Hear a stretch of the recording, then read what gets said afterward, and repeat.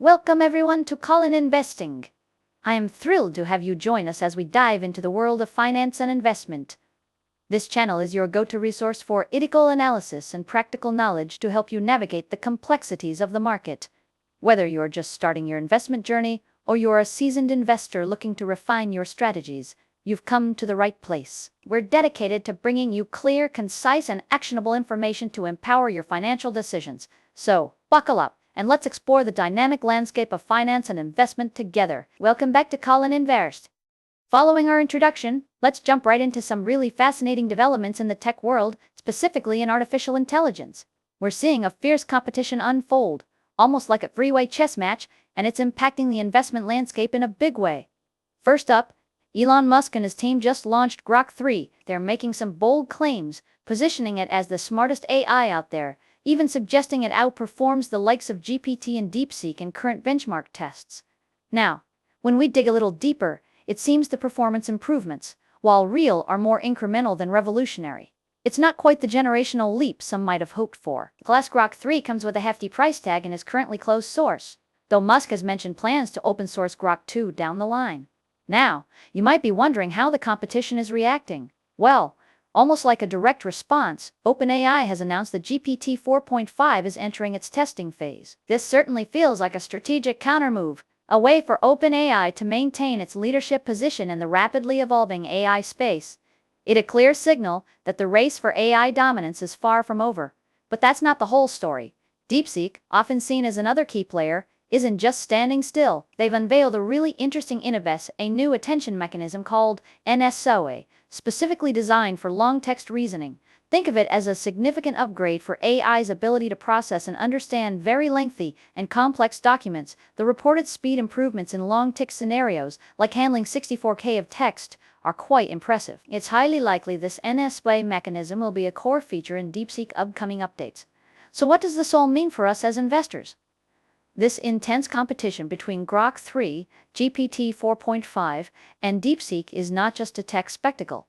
It's a crucial indicator of where future investments in AI and related technologies might be headed. Are we on the cusp of another major wave of AI investment? And who are the companies best positioned to benefit? We'll delve deeper into the investment implications in our next segment. Building on our discussion about the Grok 3 launch and the responses from OpenAI and Deepseek, let's now zoom out and look at the broader AI investment landscape and its impact on the market. It's crucial to understand that AI isn't just a technological race. It's increasingly viewed as a matter of national competitive advantage, especially between the US and China. Both countries recognize that leadership in AI is paramount for future economic and strategic progress. This perspective fuels the intense competition we're witnessing in the development of these large AI models. Interestingly, while the US currently holds an edge in AI model development, China is making a significant push to close the gap, particularly in computing power, which means investing heavily in chip technology. Think of it as a modern-day space race. But instead of rockets, the focus is on algorithm and processing power. From a market standpoint, these AI advancements are creating clear winners. Companies like Nvidia, which we've discussed before, are prime beneficiaries. Their specialized hardware is essential for training and running these massive AI models. And as the AI boom continues, so does the demand for their products. We're seeing a sustained surge in capital expenditure in AI as companies across various sectors are investing heavily to integrate AI into their operations and develop new AI-driven products and services currently. Here is a strong consensus around investing in AI hardware, the chips, the servers, the infrastructure, but many analysts believe the next wave of investment focus will likely shift towards the application layer, the software, the services, and the practical applications that leverage this powerful AI infrastructure. Now, coming back to Grok 3 and its market reaction, the launch is definitely good news in that it confirms we're continuing to push the boundaries of AI capabilities. Another top-tier model is on the scene. However, the somewhat sobering news for those hoping for a single dominant AI to emerge and sweep the market is that Grok 3 doesn't appear to represent a radical leap ahead of its competitors. It's a significant achievement, yes, but the competitive landscape remains very tight. This nuanced reaction to Grok 3, in a way, mirrors the somewhat contradictory signals we're seeing in the broader market sentiment, which we'll explore in our next section. Are investors truly optimistic, or are there undercurrents of pessimism we need to consider? Let's delve into that now. Building on the nuanced market reaction to AI developments, we now arrive at a really interesting juncture. The overall market sentiment, It's sending us some mixed signals, almost like the market itself is unsure of which direction to take. On one hand, we have data suggesting strong institutional optimism. A recent Bank of America survey, for instance, reveals that institutions are heavily invested in risk assets. Their cash positions are surprisingly low, indicating a risk-on approach, a belief in continued market upside. Now you might be thinking, that sounds pretty bullish, right? But herein where it gets contradictory. Alongside this institutional optimism, we're seeing investor surveys painting a very different picture. These surveys are showing high levels of pessimism, with sentiment actually hitting lows we haven't seen since 2023. This stark contrast raises a critical question: which sentiment truly reflects the underlying market reality? This divergence isn't just limited to sentiment. We're also seeing a shift in investment preferences. Remember how the initial market rally was largely powered by big tech? Well, that's starting to broaden out. While here is still interest in tech, concerns are growing particularly around U.S. stock valuations, which many now consider stretched. This has led to an increasing interest in potentially undervalued markets, especially European markets, which are starting to look comparatively more attractive. So to be clear, the overall sentiment isn't outright bearish on stocks in general, but here is definitely a growing caution specifically towards the U.S. big tech segment that once led the charge. What's fueling this cautiousness? Several factors are at play. Trade war anxieties are still lingering, adding a layer of uncertainty. Policy uncertainty, both domestically and globally, remains a concern. And let's not forget persistent inflation, which, despite some cooling, is still proving stickier than many anticipated. Adding to this mix is the cooling enthusiasm for aggressive Federal Reserve rate cuts. Earlier hopes for rapid and deep cuts are being tempered as economic data presents a more complex picture. Finally, and importantly, the performance of big tech stocks themselves is showing signs of slowing down after their phenomenal run. This combination of factors is creating a really complex and frankly contradictory market environment. Are we on the verge of a broader market rally fueled by diversifying investment?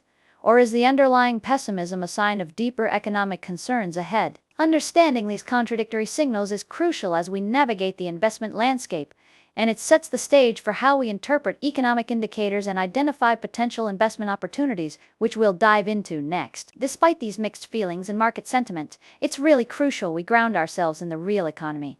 Let's shift our focus now to the actual economic fundamentals and what we're seeing in corporate earnings, because this is where the rubber meets the road for investment decisions.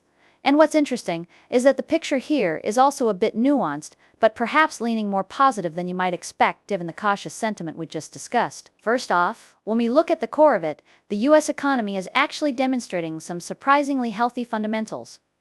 Corporate profit margins, for example, are not just holding up, they're actually exceeding historical averages.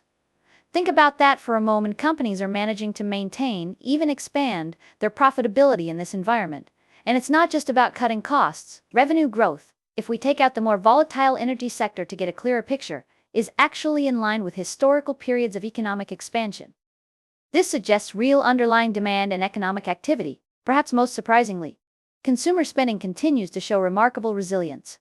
Despite inflation and economic uncertainties, consumers are still out there spending, driving a significant portion of this economic activity. These are all indicators of a fundamentally healthier economy than some of the more pessimistic market sentiment might suggest. However, in not all completely smooth sailing, we need to acknowledge the growing impact of tariffs. It's becoming increasingly clear that tariffs are a factor companies are paying close attention to. We're hearing more and more mentions of tariffs in corporate earnings calls, suggesting this is a real and growing concern. The potential impact of these tariffs is twofold. Firstly, they could lead to reduced capital expenditure as businesses become more cautious about investments in the face of trade uncertainties. Secondly, and somewhat paradoxically, tariffs themselves could contribute to inflationary pressures, exactly the opposite of what policymakers are trying to achieve. In response, we're seeing companies starting to plan for price increases to offset these tariff costs, and also considering stockpiling inventory to mitigate potential supply chain disruptions. This kind of reactive behavior can have knock-on effects throughout the economy, potentially adding to both inflation and market volatility. Finally, let's touch on deregulation. There was a narrative, particularly in certain sectors, that deregulation would provide a significant boost to the economy. However, what we're observing is that deregulation, at least in the short term, isn't providing the broad economic stimulus that some had anticipated. Policy uncertainty, perhaps, stemming from the changing regulatory landscape, seems to be dampening any potential optimism that might have arisen from deregulation. Interestingly, When we look at corporate optimism, it appears to be more closely linked to the perceived pro-business stance of particular administrations rather than the tangible effects of deregulation itself. This suggests that business confidence is being influenced more by broader policy signals than by specific deregulatory actions. So, to bring it all together, what are the key takeaways here? U.S. economy, beneath the surface of market sentiment, is showing signs of healthy fundamentals, solid profit margins, decent revenue growth, and resilient consumer spending. However, the looming impact of tariffs and the somewhat muted effect of deregulation are creating complexities and potential headwinds. This creates a really intricate picture for investors, one where underlying economic strength is battling against policy uncertainties and potential inflationary pressures. Understanding this tension is going to be key as we move forward and try to identify where the real opportunities and risks lie in the market. Let's now turn our attention to individual tech stocks and see what's been happening there. We're seeing some really interesting movements that reflect this broader market picture we've been discussing. First up, Supermicro, ticker MCI. This stock has been on a roller coaster, surging recently, and a lot of the buzz seems to be around their upcoming financial report. It's like everyone's waiting with bated breath to see what's inside. The market is really split on this one. On one side, you got investors who are a bit wary, wondering if the delayed report signals deeper issues. Perhaps there are some adjustments or revisions that are causing concern. Then you have another camp that believes it's just minor tweaks, nothing to worry about fundamentally, and that the surge is justified, regardless of which side is right. One thing is clear. SMCI is showing high volatility right now. If you are holding SMCI or considering it, now might be a good time to think about profit protection strategies. It's always wise to manage risk, especially when things are this uncertain. Moving on, let's talk about Intel, INTC. Intel has also seen a significant jump in its stock price, and this seems to be fueled by news of a potential business split and possible acquisitions.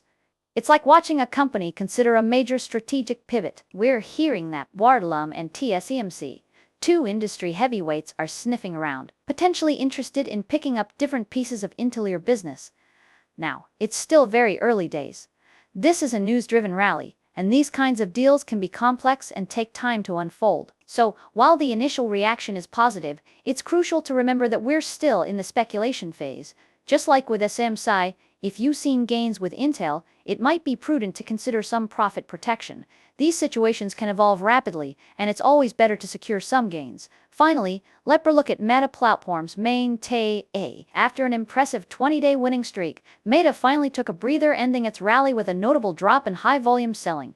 Think of it like a marathon runner finally needing to pause. This could signal a short-term peak for Meta. We might see a bit of a pullback in the near term as the market digests this, and perhaps take some profits. However, and this is important, the overall long-term outlook for Meta still looks positive. The fundamentals remain strong, and this dip could just be a temporary pause in a longer growth story. So in summary, what we're seeing with SMCI, Intel, and Meta is a mix of factors driving stock moves, earnings, anticipation, strategic news, and just the natural ebb and flow of market dynamics. For investors, it's a reminder to stay nimble, manage risk, and look beyond the daily fluctuations to the underlying long-term potential of these tech giants. Continuing our exploration of individual tech giants, let's now turn our attention to two companies that are household names and often found in many investment portfolios, Tesla and Apple. Starting with Tesla, ticker TSLA, we saw the much-anticipated launch of their new AI model, Grok 3. Now, despite the buzz and the potential implications for Tesla's technology, the market reaction in terms of stock price was, well, let's just say it wasn't the rocket launch some might have expected. The stock price didn't get a significant boost and remains facing a bit of a ceiling at that $361 level we've been tracking. Essentially, the current rally we're seeing in Tesla stock looks more like a rebound attempt rather than a definitive breakout. For a more bullish signal, we really need to see it decisively break through that $361 resistance and establish it as a new support level. Looking ahead for Tesla, the key drivers for investors remain firmly focused on their advancements in AI and, of course, the ever-approaching robotaxi service slated for 2025. These are the catalysts that could really move the needle for Tesla in the coming year. Now, pivoting to another tech titan, let's talk about Apple, a pickle. Apple just released a new iteration of the iPhone C. This is their more budget-friendly, accessible model. However, the market's response was, shall we say, rather muted. It seems the excitement just wasn't there. Analysts at UBS, for example, are suggesting that any potential impact from this new SEE model is likely already baked into the current stock price. Essentially, the market had already anticipated this release. From a valuation perspective, Apple is still considered by many to be quite overvalued, given its current growth prospects. For those of us holding Apple, like myself, with a smaller position, the strategy is currently to hold. Here is no compelling reason to add to our positions at these prices, as we are waiting for a more attractive entry point or a significant shift in the growth narrative. So, both Tesla and Apple present interesting yet distinct scenarios for investors right now. Tesla is banking on future AI and autonomous driving breakthroughs to propel its stock, while Apple is navigating a mature market with valuation concerns. But the tech story doesn't end here. Let's shift gears and examine two more players in the tech landscape, particularly in the semiconductor space, and see what opportunities and challenges they present. Now, let's stay within the tech arena, but narrow our focus specifically to the semiconductor sector and analyze two giants in this space, Nvidia and AMD. Let's kick things off with Nvidia, ticker NVDA. Here has been some really positive news for them. Recently, South Korea has announced plans to purchase a significant quantity, around 10,000, of their GPUs to build a national AI computing center. This is a substantial order and really gets the ongoing global demand for Nvidia's high-performance chips. And speaking of demand, another strong indicator is the stable pricing we're seeing for H100 GPU rentals. This stability at a high price point suggests that the demand for Nvidia and top-tier products remains robust and isn't showing signs of cooling down just yet. Looking ahead to 2025, the outlook for Nvidia continues to be strong. Many analysts are pointing to a potential target price around $160, which suggests here is still considerable upside from current levels. However, it'd be also important to maintain a balanced perspective. When we consider the longer term, it's realistic to anticipate that Nvidia's growth rate might moderate somewhat as the company becomes even larger, and as competition in the AI chip space intensifies, maintaining hypergrowth becomes increasingly challenging. Now shifting our attention to Nvidia's competitor, Advanced Micro Devices, or AMD. The story here is a bit different. AMD's stock isn't experiencing the same kind of explosive surge we've seen with Nvidia. Instead, it's more of a slow and steady climb. The stock is currently trending upwards and testing resistance levels, suggesting a potential breakout could be on the horizon.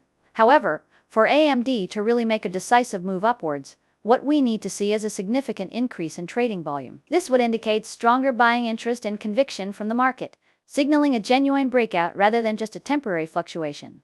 For investors in AMD, the key word here is patience. This isn't likely to be a sprint, it's more of a marathon.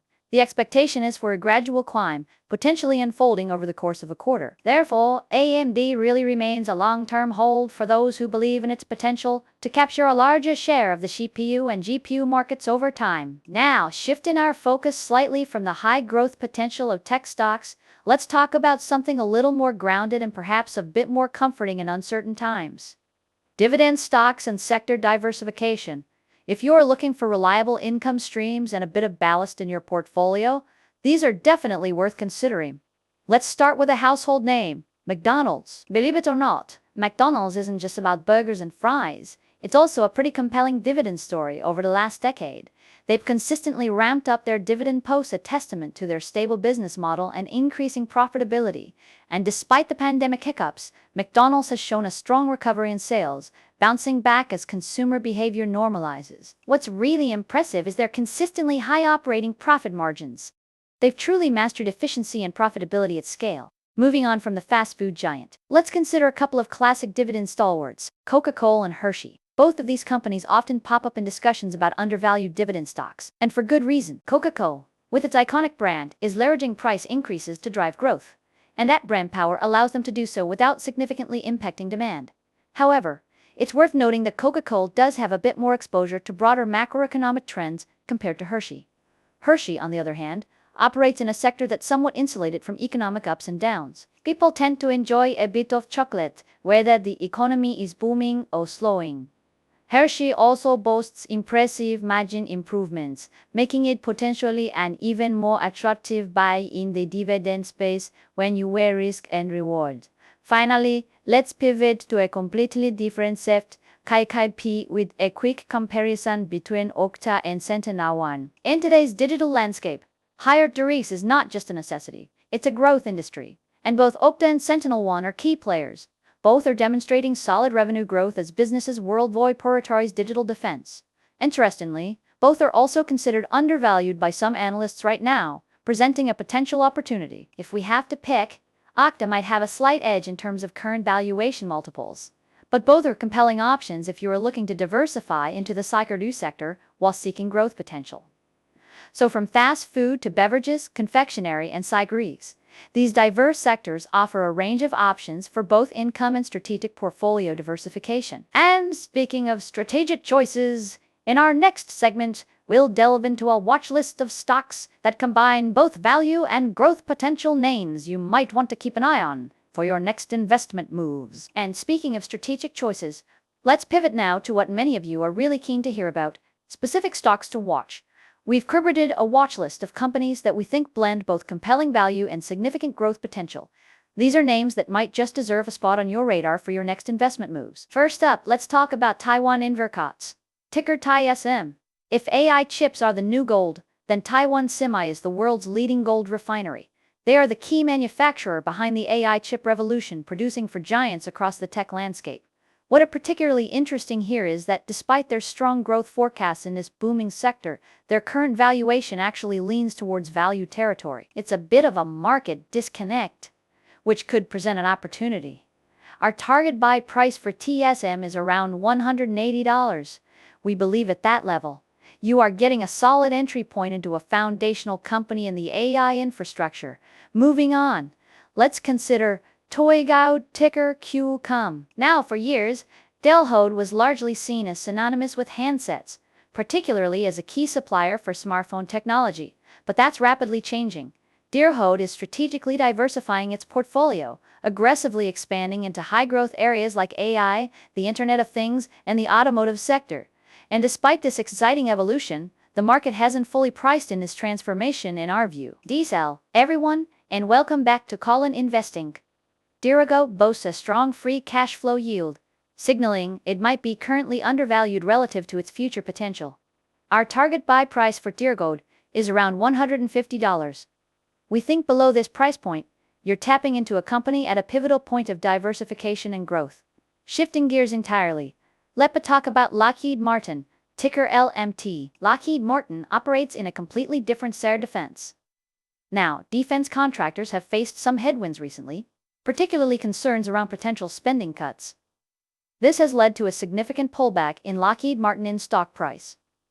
However, we believe this pullback might be an overreaction. While spending cuts are a valid concern, the geopolitical landscape remains complex, and the need for advanced defense technologies isn't diminishing. At these lower levels, Lockheed Martin, a leader in its field, could represent a compelling value proposition.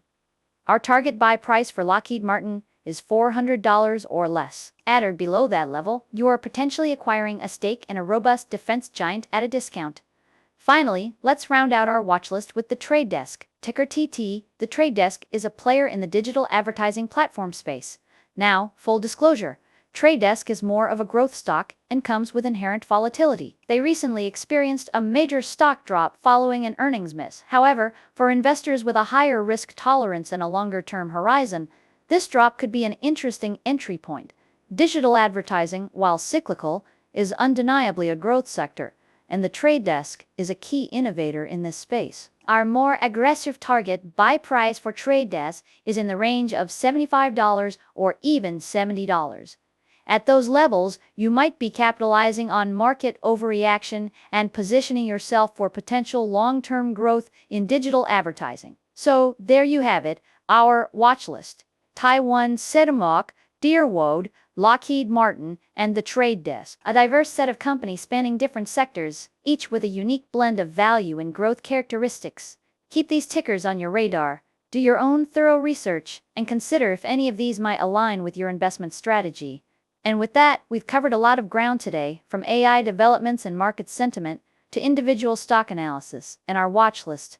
But before we wrap up, if you've enjoyed this presentation and found this information valuable, and with that, we've covered a lot of ground today, from AI developments and market sentiment to individual stock analysis in our watch list. But before we wrap up, if you've enjoyed this presentation and found this information valuable, there are a few simple ways you can continue to support Collin Investing and help us bring you even more in-depth financial insights. Firstly, if you found this video helpful, please take a moment to give it a like. It's a small click for you, but it really helps us reach a wider audience and lets us know what content resonates most with you. And if you are keen to stay up to date with the latest in finance and investment, make sure you hit that subscribe button. By subscribing to Collin Investing, you'll never miss out on our latest analyses, market updates, and stock picks. We're here to help you navigate the financial world, and subscribing is the best way to ensure you have these resources at your fingertips.